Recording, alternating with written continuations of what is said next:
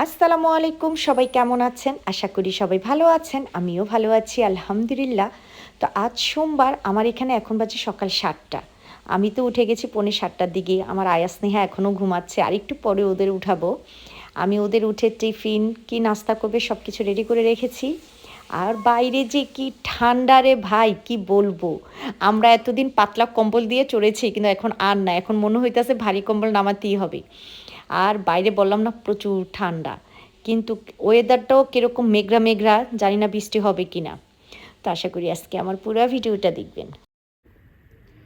গতকাল রাত্রে কম্বল দুইটা বক্স থেকে নামিয়ে, মানে কম্বলের যে প্যাকেটে থাকি, গত বছরই কিন্তু এগুলি ওয়াশ করে রাখছি, কিন্তু তারপরে যে প্যাকেটে ছিল না, কেমন একটা মানে একটা আমার কাছে গন্ধ আসতেছে, যেখানে একটু রাত্রে খুললাম আমি এভাবে প্রথম রুমে মেরে দিছি।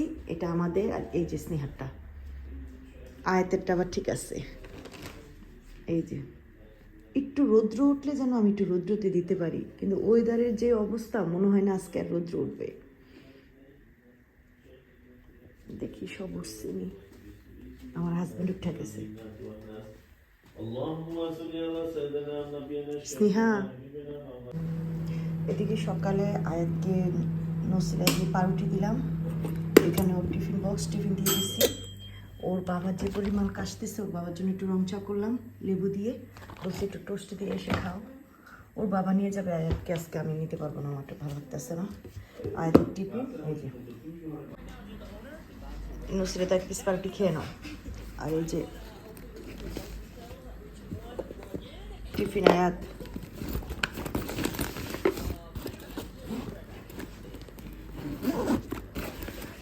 এত সুন্দর ওরে, মানে ওই যে টরিওরা ব্যাগগুলো কিনা দিছি, কিন্তু বৃষ্টির কারণে নিতে পারে না ছেলেটা।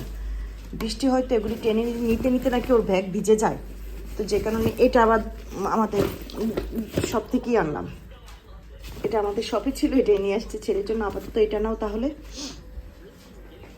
এটা এখানে নিয়ে আসো, সকাল সকাল এটা দেখবো আর খাইবো। আরে আমার ফোলাফা, আচ্ছা নাও, বাস বাস, হ্যাঁ খাওয়া শেষ করো। হ্যাঁ, এদিকে তো ওরা চলে যাবে একটু পরেই, মাত্র পৌনে 8টা বাজে। আয়া তোর বাবা বের হবে 8টার পরে। আমি এই যে একটু রান্না বান্না বসাই দিলাম, করলা ভাজি হইতেছে, একটু ধনিয়া পাতার ভর্তা করবো আজকে, তো যে কারণে সব কিছু কেটে গুছিয়ে নিচ্ছি। বাই, কিন্তু বাইরে গেলে আমি কম্বলগুলো সব বাইরে দিব। আর আয়াত কানের থেকে মাথা থেকে এটা খুলবা না, যাও বিসমিল্লাহ বলে বের হও। বাই। আমি না জানালা দিয়ে দিকটা চলে আসছি, আমার একটু ছেলে নামবে। আর স্নেহার ক্লাস আবার 9টায়, তো যে কারণে স্নেহা একটু রেড করে বের হবে। আমি ভাবছি এদিক দিয়ে যাবে, আমি দৌড়ে এসে দিয়ে এদিক দিয়ে যাইতেছে। এই যে এখন বের হয়েছে আমার মেয়ে, ওই যে ওর ক্লাস 9টায় তো আজকে, এখন 8:30 বাজে, এখন বের হয়েছে। সাবধানে রাস্তা বের হোক। আর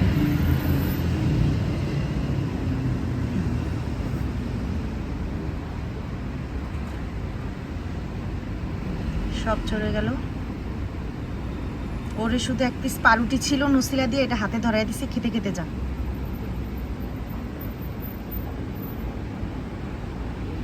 আমি এখন সব কিছু গুছাই আনি। এই যে কাপড় চোপড় কিভাবে ফালায় রেখে গেছে মেয়েটা। এইদিকে আমি একেবারে ফ্রেশ হয়ে গেলাম, আমার এখানে 10টা বাজেনি, বাজতেছে। আলহামদুলিল্লাহ সব কমপ্লিট হয়ে গেছে। ধনিয়া পাতার ভর্তা, করলা ভাজি, কালকে শাক ছিল একটু। এই চূড়াতে এই যে গরুর মাংস, ভাতও বসাই দিলাম। আমি এখন ডিম পোস্ট করে আগে সকালে নাস্তাটা করে নিই, নাস্তা করিনি। আর এদিকে রোদ্দু তো আর দেখি না, তারপরে একটু কম্বলগুলো বাইরে মিলিয়ে দিতেছি, মানে ভাবসা যে একটা গন্ধ, ওই গন্ধটা যেন চলে যায়। এই যে ওয়েদারের কি অবস্থা, বাইরে ঠান্ডা, আর আমি জানালা খুলে রাখছি সব, কারণ রান্না বান্না চলতেছে, তো রান্না যে ঘরে চলতেছে, এটার যে একটা গন্ধ, এটা এই কারণে জানালা টানালা সব খুলে একেবারে। আজকে আর ওয়েদার মনে হয় না ভালো হবে, রৌদ্র উঠবে। তারপর আমি একটা একটা করে কম্বল সব বাইরে একটু দিয়ে, একটু মানে জাস্ট যে একটা মানে বক্স থেকে বের হওয়ার, মানে বের করার পরে যে একটা গন্ধ ছিল, এটা যেন একটু চলে যায়।